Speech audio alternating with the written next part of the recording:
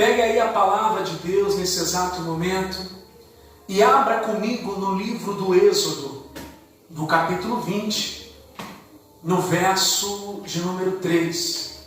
Êxodo capítulo 20, no verso de número 3. Para quem está chegando agora, nós estamos numa série de mensagens falando a respeito dos 10 mandamentos. No original hebraico é conhecido como as 10 afirmações de Deus. É interessante que o número 10 ele representa a plenitude, e esses mandamentos nós temos 2 tábuas da lei escrita pelo dedo de Deus. Os 4 primeiros mandamentos diz respeito da relação do ser humano para com Deus, da obrigação do homem para com Deus. E os outros 6 mandamentos diz respeito à relação do ser humano com o seu próximo. Por isso que Jesus, resumidamente, ele disse: amarás o Senhor teu Deus acima de todas as coisas e ao teu próximo como a você mesmo. 2 tábuas da lei representando os 2 maiores mandamentos, tá bom? Então, vem comigo aqui, Êxodo capítulo 20, no verso de número 3, diz assim: não terás outros deuses diante de mim, não farás para ti imagem de escultura, nem alguma coisa semelhante do que há em cima nos céus, e nem embaixo na terra, nem nas águas debaixo da terra. Não te curvarás a elas, nem as servirás, porque eu, o Senhor teu Deus, sou Deus zeloso, que visito a maldade dos pais nos filhos, até a 3ª e 4ª geração daqueles que me aborrecem. Esse texto aqui está falando sobre uma cultura, não é? Um vício muitas vezes de uma cultura. Por exemplo, o pai e a mãe têm uma cultura idólatra, de se prostrar diante de outras imagens, diante de outros deuses. Então, quando eles tiverem os seus filhos, é bem provável que eles vão passar essa cultura para os seus filhos. Como a idolatria é um pecado extremamente condenado pela palavra de Deus, e isso é terrível, de alguma forma aquela maldição, aqueles ensinamentos idólatras são transmitidos para os seus filhos, e os seus filhos vão ficando grandes e vão passando para as suas gerações. Por isso que Deus está falando aqui que visita essa maldade. Deus não gosta de idolatria, a gente tem que entender isso. Só existe um Deus, só existe um Senhor. O pecado de idolatria também está descrito como uma das obras da carne. Paulo fala sobre isso lá em Gálatas, no capítulo 5, no verso 19. Então tome muito cuidado com essa questão. Enquanto nós vamos por aqui pregando, ensinando, você vai entender melhor essa questão. Olha o que diz aqui no verso 6. Faço misericórdia em milhares aos que me amam e guardam os meus mandamentos. Eu já disse aqui algumas vezes, inclusive teve até uma mensagem que eu falei sobre a idolatria. Como que surgiu essas coisas? Por que hoje no mundo existem tantas religiões, tantos deuses diferentes? Eu confesso para você que antes mesmo, até mesmo da minha conversão, eu olhava para tudo isso, eu achava uma tremenda confusão. Por que tem que ser assim? Por que há tantas religiões? Por que cada um fala uma língua diferente? Ao tal ponto de eu dobrar meu joelho e pedir em oração a Deus: Senhor, me guie na verdade. Se o Senhor é o único Deus, não permita eu ser enganado, me ensina, me fale a verdade, me mostra. E é claro que quando você ora a Deus pedindo para Ele te mostrar as coisas, pedindo para caminhar na verdade, você pode ter certeza que Deus ele vai te guiar nesse sentido. E é interessante que no início de todas as coisas, quando Deus ele criou ali o jardim do Éden, colocou ali Adão e Eva para junto cultivar aquele ambiente, Adão e Eva tinham ali um ambiente de perfeita paz, tranquilidade, e eles tinham como referência apenas um único Deus e um único Senhor. A Escritura relata também que Adão ele ouvia a voz de Deus ao entardecer. O homem tinha um relacionamento com o único Deus. Mas depois que o homem passou a desobedecer, o pecado, então, ele passou a entrar no mundo. E aí, com isso, veio também a depravação do ser humano. Então, o ser humano foi se colocando em diversas localidades da face da terra, e ali ele foi criando deuses segundo os seus próprios desejos, deuses segundo os seus próprios deleites. E é interessante porque muitos desses deuses criados, é claro, todos praticamente, vêm da imaginação do ser humano. Você sabia que a mente, ela é terrível? A mente, ela prega peça até mesmo em você. Você já ouviu falar sobre a gravidez psicológica? Ou seja, é aquela mulher que sofre de uma situação de ela estar querendo ter muito uma criança, ter muito um filho, e o psicológico dela leva ela a ter vários tipos de sintomas de gravidez.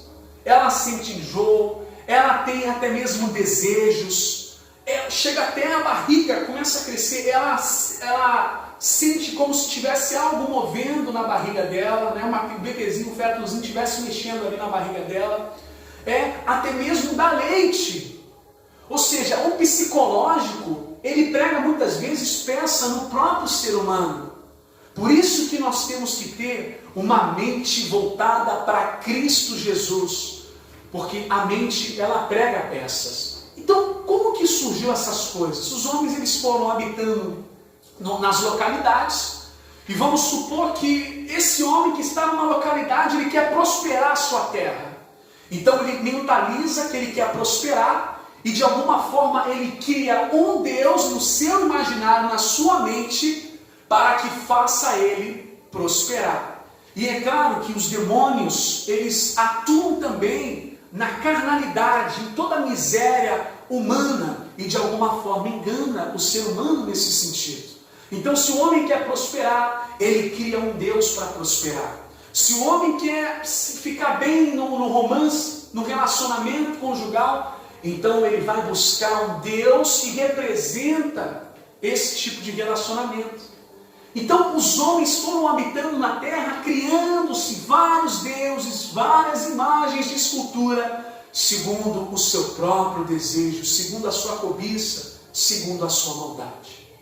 A mente, amados, ela tem esse poder. Por isso que você tem que tomar muito cuidado com aquilo que você sonha, achando que é Deus que está falando contigo, e nem sempre é Deus. Às vezes é a sua mente, às vezes é o seu imaginário. Eu me lembro, na minha adolescência, se tem um filme que eu gostava bastante na minha adolescência, era terror. Era a Bruxa de Blair, era o Navio Fantasma, era o Massacre da Serra Elétrica, era só coisa mesmo pesada. Muitos filmes de terror eu assistia, gostava muito. Porém, constantemente eu tinha pesadelos, dores de cabeça, direto, praticamente não tinha um dia que eu não tinha ali pesadelo. Eu tinha muito pesadelo. Por quê? Ao a minha mente se conectar com aquele tipo de conteúdo, com aquele tipo de filme ali, quando eu ia dormir, o meu subconsciente processava e eu estava tendo pesadelos constantes. Tanto é que, quando eu parei de assistir filme de terror, praticamente eu não tive mais, raramente eu tive pesadelos, raramente. Então a mente, ela prega peças em você, entenda isso.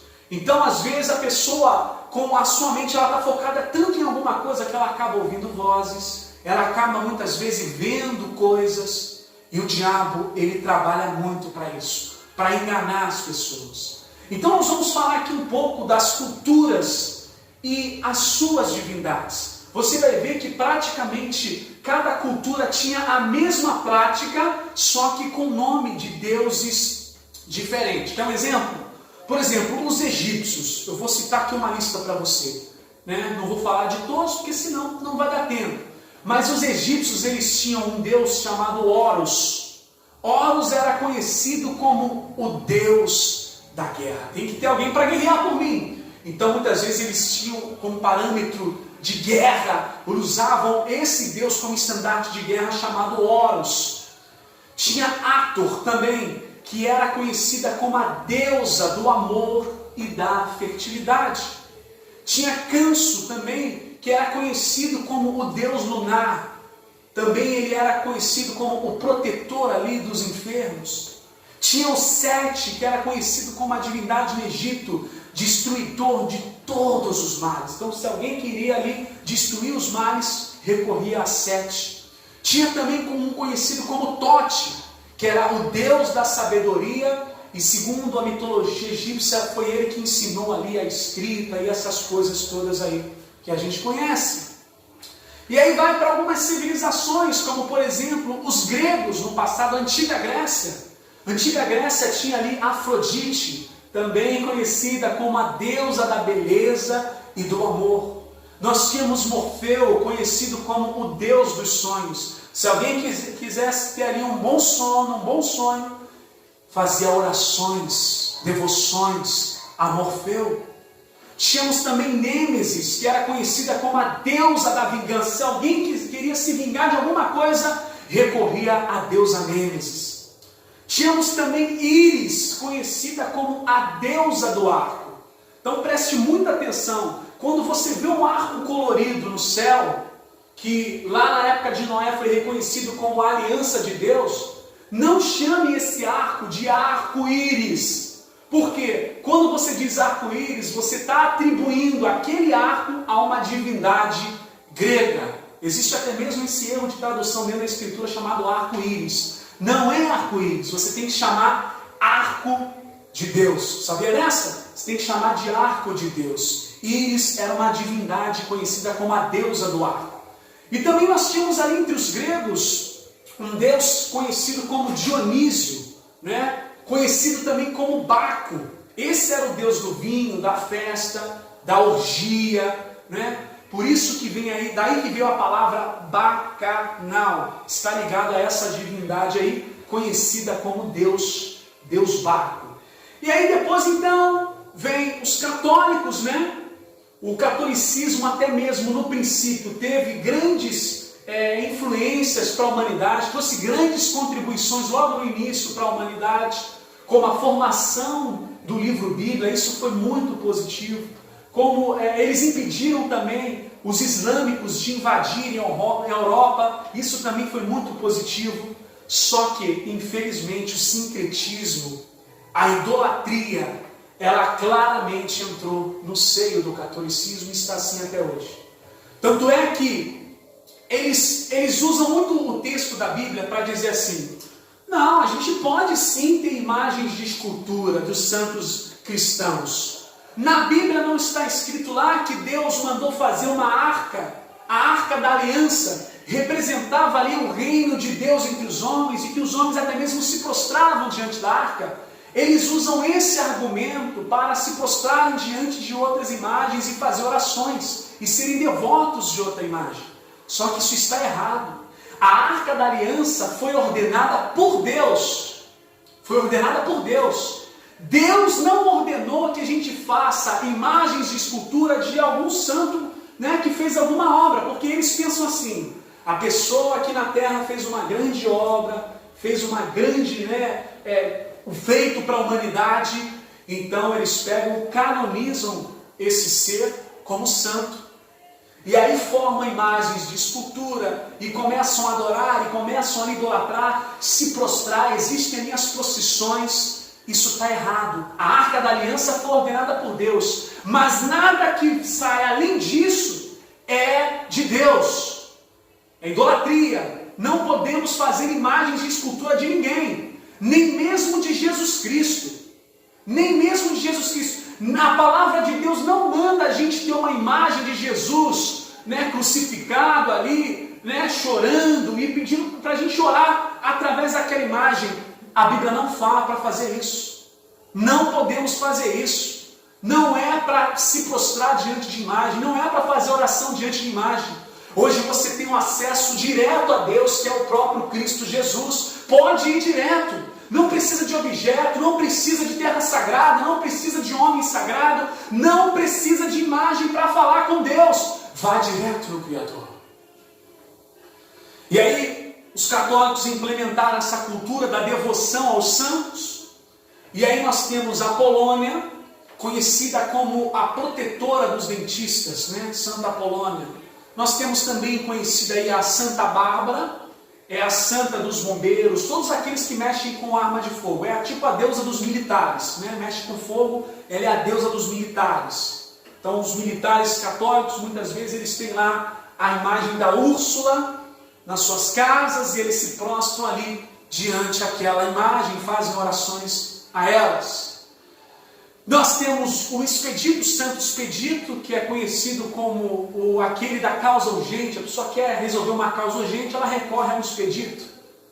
E tem também o Antônio, que é o santo, famoso santo casamenteiro. A pessoa quer se casar, ela vai ser devota ao Santo Antônio ali e vai buscar nesse ser, nessa entidade, nessa imagem, a sua realização no casamento. Isso não é bíblico. Esse tipo de prática não está aprovado por Deus. Não faça isso. E é claro que eu não poderia também passar aqui, seria uma grande hipocrisia, de eu também não citar aqui o grande apego a muitos evangélicos, não todos, porque eu sou um evangélico. Se evangélico é aquele que segue o evangelho, então eu também quero ser. Agora, existe uma parcela do evangelho hoje corrompida, do evangélico hoje corrompido, e que também eles têm também as suas fontes de idolatria.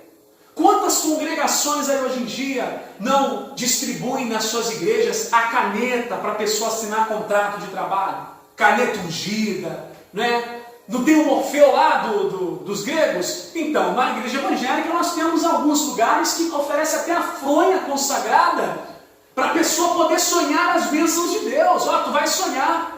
E às vezes ela acaba sonhando mesmo. Não é que se torna realidade, é que ela sonha porque o psicológico dela está tão focado em sonhar alguma coisa, em achar que aquela fronha é sagrada, que aquilo de alguma forma se torna realidade em sonho para ela. Ah, sonhei com a minha bênção, vai acontecer e por aí vai.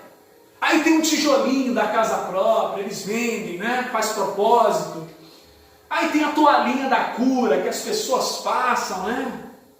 Tem muitas vezes a vassoura que é oferecida, ungida, para a pessoa varrer o mal. Tem a água, bebe esse copo com água que você vai ser purificado. Aí o psicológico da pessoa está ligado naquele copo com água ali. Quando ela bebe aquele copo com água purificada, ela acha assim, puxa, senti até melhor beber nessa água consagrada. Me senti até melhor beber nessa água consagrada. Tudo está aqui, ó, no psicológico. E o caso mais terrível desse atual momento, né, dessa atual conjectura, foi o Valdomiro Santiago, num período terrível onde a curva da Covid estava subindo, e o Valdomiro Santiago, o que ele fez? Ele ofereceu ali o feijãozinho para brotar e as pessoas serem curadas de Covid-19, amados. Sabe quanto que era esse propósito? R$1.000 em plena pandemia. As pessoas tendo que pegar auxílio-desemprego para sobreviver e ele fazendo esse propósito para a pessoa doar R$1.000. Então, amados, são tudo que eu passei para você agora, são exemplos de cultura idólatra. O Brasil é praticamente o país mais sincrético do mundo. Sincretismo e miscigeno do mundo. Tem muitas culturas aqui, tem muita idolatria incutida aqui no nosso país, no nosso Brasil. Então tome muito cuidado com isso. Olha só o que diz aqui no livro de Isaías, no capítulo 44, no verso de número 13. Acompanhe comigo aí, Isaías 44, verso de número 13. Quanto aí, se você já achou bem rápido aí, já deixa o like aí no vídeo, hein? Deixa o like aí, se você não é inscrito, se inscreva no canal. Diz assim: o carpinteiro estende a régua e empega a almagra, aplana com o cepilho e marca o compasso, com o compasso. Faz o seu Deus a semelhança de um homem, segundo a forma de um homem, para ficar em casa. Versículo 17. Então, do resto faz um Deus, uma imagem de escultura, ajoelha-se diante dela e inclina-se e lhe dirige a sua oração e diz: livra-me, porquanto tu és o meu, é o meu Deus. O homem cria aquela imagem de escultura ali, coloca em casa uma imagem que tem boca, mas não fala, tem olhos, mas não vê, tem ouvidos, mas não ouve, tem mãos, mas não apalpam, mas o homem está ali, prostrado, adorando aquela coisa, amados. Isso é um pecado de idolatria, é obra da carne. É as obras da carne, é o desejo da carne. Por quê? A pessoa, quando ela é tentada pelas suas próprias concupiscências. E aqui, às vezes, a concupiscência, ela gera o pecado, gera a morte. Isso acontece também muito com os espíritas kardecistas. Quer um exemplo disso? Vamos supor que a pessoa ali, ela tinha um ente querido que morreu.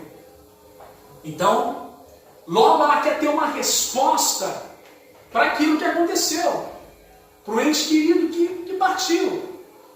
Então, o que muitas vezes ela vai fazer? Ela vai procurar um centro espírita, vai convocar ali uma mesa branca, e a gente sabe que os demônios eles andam ao derredor, bramando como leão, buscando quem possa tragar. Os demônios sabem do que acontece no cotidiano, na vida das pessoas. Aí então o que acontece? A pessoa senta numa mesa branca, ali tem o médium. O que é o médium? É aquele responsável em mediar a comunicação dos mortos com os vivos. E aí ele incorpora, incorpora ali aquela entidade, aquele morto, E ali então começa a se comunicar com a pessoa que está viva na terra. A voz muitas vezes é igual, consegue até psicografar, imita até a fala, imita a escrita, e a pessoa fica presa naquilo ali. A pessoa fica amarrada naquilo ali. E a Escritura ela condena veementemente a prática de se tentar se comunicar com os mortos. Na parábola do rico e do Lázaro, Jesus mostra claramente: as pessoas que morrem não podem ter contato com os vivos. Não há esse tipo de contato. O que há é engano. Uma pessoa que está nessa vida, uma pessoa que está praticando essas coisas, está pecando gravemente contra o Criador dos céus e da terra. Então toma cuidado com a sua mente. Às vezes a pessoa perdeu um ente querido, ela quer tanto ver aquele ente querido, que pode acontecer uma projeção satânica na mente dela, do próprio ente querido, conversando com ela e tudo.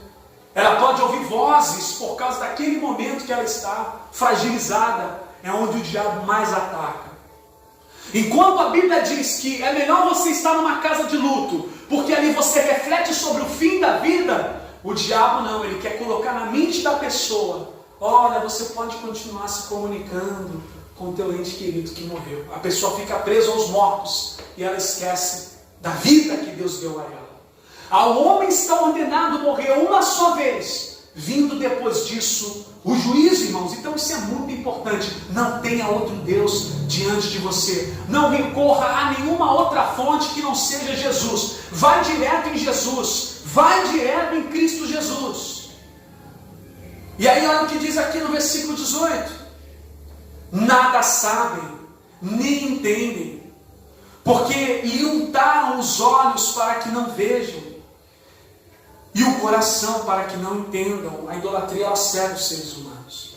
Nenhum deles toma isso a peito, e já não tem mais conhecimento nem entendimento para dizer: metade queimei, cozi pão sobre as suas brasas, assei sobre elas carne e a comi, e faria eu o resto uma abominação? Ajoelhar-me-ia eu ao que saiu de uma árvore. Ou seja, a pessoa ela chega num ponto que ela está cauterizada, ela não consegue mais refletir no que ela está fazendo, espiritualmente falando. É muito triste, amados, e isso pode acontecer de diversas maneiras. Idolatria não é só imagens de escultura. Tem pessoas que idolatram o dinheiro, elas amam o dinheiro, idolatrar o dinheiro, colocar o dinheiro acima de Deus. Esse é um problema. Tem pessoas que idolatram no sentido de ser soberba, de se colocar até mesmo acima de Deus, como muitos ditadores já fizeram na história. Então tome muito cuidado para você não cometer esse pecado de idolatria. Nós estamos vivendo aí um cenário político, está bem polarizado. Já está aí uma previsão no cenário para 2022, uma disputa entre Lula e Bolsonaro. Está difícil surgir uma terceira via aí. E esses dois são muito ruins para o Brasil. Esses dois não conseguem entregar o mínimo sequer que o Brasil precisa. É muito complicado. E eu até confesso para você que em relação ao Bolsonaro, eu até pequei. Como assim eu pequei? Eu acho que eu coloquei muita esperança para um ser humano. Eu achei que eu estava muito eufórico apoiando um ser humano.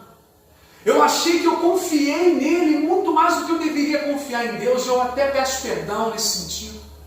Porque maldito o homem que confia no homem, ou seja, coloca uma confiança elevada no ser humano que não se deve colocar.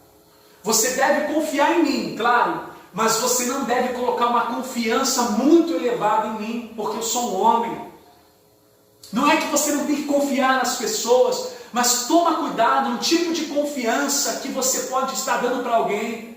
Porque às vezes você pode estar dando confiança a uma pessoa acima da confiança que você até mesmo dá a Deus. Tanto é que eu me decepcionei amargamente com essa política aí que está acontecendo, né? Só que eu não vou aqui defender A ou B, para mim os dois são muito ruins, né? Só que o que eu quero mostrar aqui para você é que já que a gente está falando de outros deuses e de idolatria, eu estou percebendo uma idolatria muito grande em prol do presidente Bolsonaro.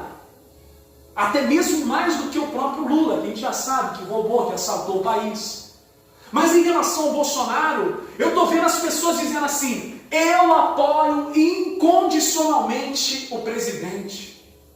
Isso é um perigo, dizer que apoia uma pessoa incondicionalmente, amados. O único que nos amou incondicionalmente é Deus. O único que não nos vai nos decepcionar jamais é Jesus. Toma cuidado com esse tipo de frase. Aí esses dias eu vi, né, colocaram uma foto de um rapaz com a família dele todinha, com a camisa do Bolsonaro.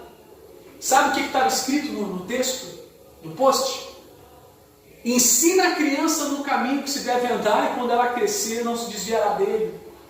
Para um entendedor, poucas palavras bastam, ou seja, as pessoas estão colocando ali como se o bolsonarismo fosse até mesmo o caminho que a gente deve seguir. Tem gente comparando o Bolsonaro com Jesus. Amados, está surreal. Não é à toa que esse país também é o que é economicamente. A idolatria está enraizada aqui, e a palavra diz claramente que a maldição vem sobre a nação idólatra. Mas se nós nos levantarmos e declararmos: feliz é a nação cujo Deus é o Senhor, seremos abençoados. Bendito serei na terra se obedecer, está escrito na lei, Deuteronômio 8. Então toma muito cuidado, queridos. Quer apoiar um político? Pode apoiar. Mas tome cuidado para você não elevar a tua confiança a ele. Nem mesmo a mim, nem mais mesmo a ninguém. Confie totalmente em Deus. O nível de confiança dos seres humanos tem que ser baixo, mas o nível da tua confiança para com Deus tem que ser altíssimo. Amém? Então eu quero, o meu papel aqui não é fazer de você simplesmente o meu seguidor. Não é simplesmente fazer de você o meu seguidor e me estimar. Não. O meu papel aqui é levar você a seguir Cristo. O meu papel é fazer com que você ouça a voz do único e verdadeiro pastor que está acima de todas as funções eclesiásticas dessa terra, que é Jesus Cristo. O meu papel é te conduzir a Cristo. Esse é o meu papel aqui. Olha o que diz em João no capítulo 14, no verso de número 5 em diante. Diz assim: disse Tomé: Senhor, nós não sabemos para onde vais e como podemos conhecer o caminho. Verso de número 6, disse-lhe Jesus: eu sou o caminho, a verdade e a vida, ninguém vem ao Pai se não for por mim. Depois Filipe disse: Senhor, mostra-nos o Pai. Jesus disse: quem vê a mim, vê o Pai. Você não precisa de mais nada exteriormente, você tem tudo dentro de você. Jesus disse: se obedecer os meus mandamentos, eu farei de você uma morada. Para que você vai atrás de substâncias místicas, objetos consagrados, imagens de escultura? Para que você vai atrás dessas coisas se você tem o único, exclusivo Salvador da tua alma, Jesus Cristo? Vá direto na fonte, vá direto em Jesus Cristo. Aprenda a desenvolver a tua vida de oração, a tua comunhão com Deus. Vá direto.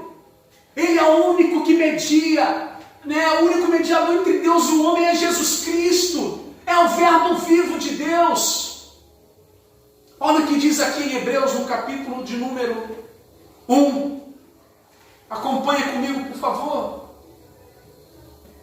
As pessoas estão se esquecendo de Deus, porque as pessoas querem a facilidade, meu amigo.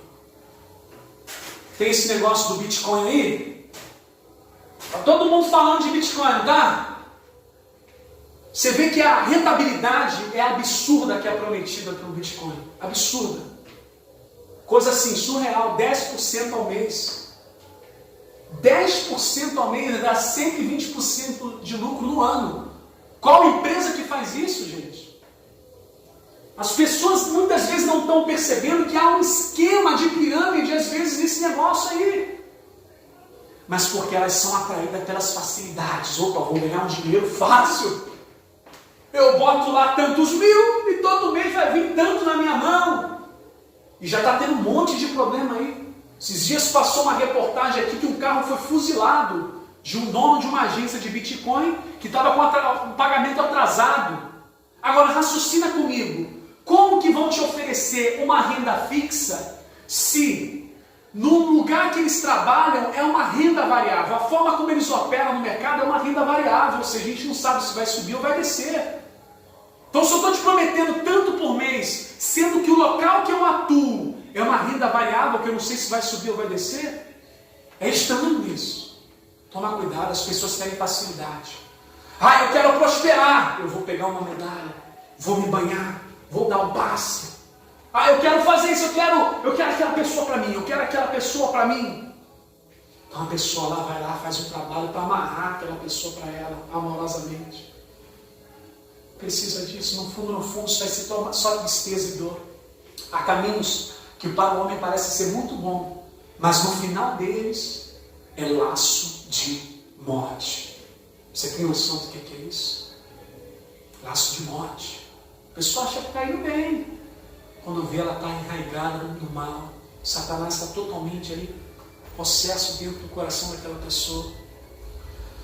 Hebreus, no capítulo de número 1, no verso 1 em diante, diz assim: havendo Deus antigamente falado muitas vezes e de muitas maneiras aos pais pelos profetas, a nós falou-nos nesses últimos dias pelo Filho, a quem constituiu o herdeiro de tudo, porque fez também o mundo, o qual, sendo o resplendor da sua glória, é a expressa imagem da sua pessoa, é sustentando todas as coisas pela palavra do seu poder, havendo feito por si mesmo a purificação dos nossos pecados, assentou-se na destra da majestade nas alturas. Jesus é Deus, Jesus é a imagem exata de Deus.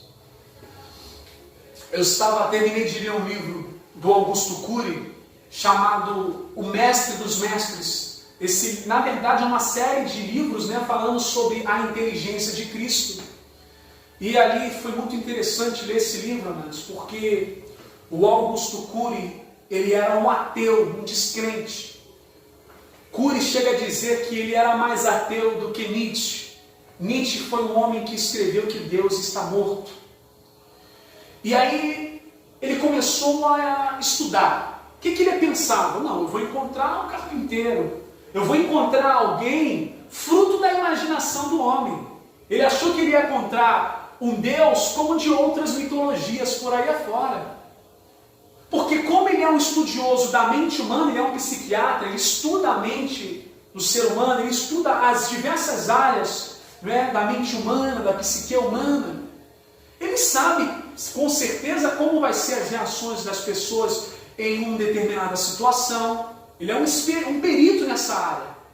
Aí ele pegou os 4 evangelhos ali e foi lendo. revirando, pegou a história de Jesus, leu. Ele chegou a uma conclusão. A mente de Jesus não tem nenhum precedente histórico. Ninguém nessa terra nasceu, viveu e tem a mentalidade, a mente como a de Cristo. Ele percebeu que a mente de Cristo ela é sobre-humana. Ele percebeu que Jesus não era simplesmente um ser terreno. Foi ali então que ele deixou o ateísmo e passou a ser um seguidor do Mestre Jesus. O nome do livro é O Mestre dos Mestres, do Augusto Cury. Então quando você diz, mas eu adoro Jesus, você não está adorando qualquer um não, querido. Não é a mesma coisa que Alá, não é a mesma coisa que Buda, que Maomé. Não é a mesma coisa de que deuses das entidades espíritas, não é a mesma coisa. É o único que morreu e o único que ressuscitou dos mortos. Glória a Deus! Glorifica aí na sua casa onde você está assistindo. É o único. Ninguém há como Deus. Então eu queria terminar com você no Salmo de número 16, no verso de número 1. Para com esse negócio, vou abrir uma Bíblia aqui na minha casa para dar sorte. Vou botar uma blusa de determinada cor para dar sorte. Né? O meu trabalho, quando eu estava mal de venda, falavam assim para mim, cuidado, não fica falando, porque eu sempre, graças a Deus, eu sempre me destaco bastante no meu trabalho em relação às vendas. Porque eu aprendi que o cristão ele tem que ser perito no que ele faz. Ele tem que buscar ser o melhor no que ele faz. Por isso que os judeus, muitas vezes, eles prosperam bastante. Porque eles procuram ser o melhor no que eles fazem. Se você for pegar a história dos judeus, eles sempre foram perseguidos, expulsos de suas terras, mas parece que aonde eles colocam a mão vira ouro. O que tem de especial nisso? A cultura do empreendedorismo dos judeus. Então busque ser o melhor no que você faz na sua vida profissional. Busque ser o melhor que você faz na sua vida profissional. Então pega aí, Salmo de número 16, no verso de número 2 diz assim: minha alma disse ao Senhor, Tu és o meu Senhor, não tenho outro bem além de Ti. E para continuar aqui também, aí no meu trabalho fala, cuidado, você vende muito aí, fica falando aí, as pessoas ficam olhando tuas vendas aí, cuidado, mal olhado. Eu falei, não acredito nisso. Isso não vai entrar no meu psicológico de jeito nenhum. Porque todos os meses eu consigo bater minhas metas no meu trabalho. Se essas coisas dessem certo, era para mim nunca bater meta. Mas como eu creio num Deus vivo, estou totalmente longe de qualquer superstição. Fulano deu mal olhado para mim. Meu Deus, transforma a vida dessa pessoa que está desejando mal para mim. Que ela seja tão feliz quanto eu sou. Que ela bata as metas dela como eu bato. Que ela seja uma bênção. Que ela seja transformada. Então não fique com esse negócio de estou fazendo uma culpa para mim. Creia que o que está em você é maior do que qualquer coisa. Não tem outro bem além de Ti. Versículo 3. Digo aos santos que estão na terra e aos ilustres em que está todo o meu prazer. As dores se multiplicam àqueles que fazem oferenda aos outros deuses, ou seja, o sofrimento. Se você está numa vida de idolatria, é só sofrimento. Eu não oferecerei as suas libações de sangue, nem tomarei o seu nome nos meus lábios. Ou seja, o que o salmista está dizendo? Davi, eu não vou fazer parte disso de idolatria, não vou. 5. O Senhor é a porção da minha herança, e o meu cálice, tu sustentas a minha sorte. Amém, queridos irmãos? Graças a Deus por esta palavra. Que tu sejas uma bênção, meu irmão. Que tu sejas uma bênção. Vamos juntos orar a Deus e louvar. Vá direto na fonte, querido. Vá direto na fonte. Para que você vai ir para outras fontes se você tem a fonte eterna que é o Senhor? Não precisa. Vá direto em Jesus Cristo, que é o Senhor da tua alma, que é o Deus eterno e infinito. Vá direto no Senhor. Glória a Deus por tudo isso.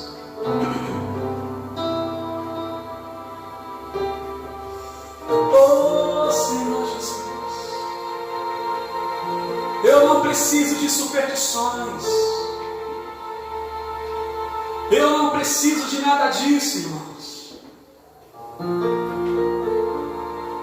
Eu só preciso que Jesus continue morando em mim. Amém.